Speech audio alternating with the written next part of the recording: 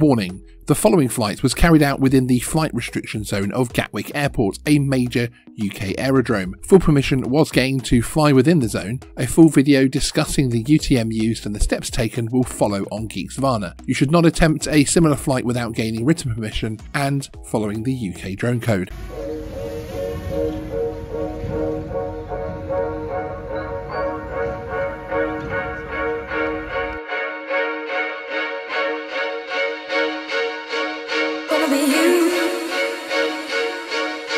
And me, gonna be everything you ever dreamed.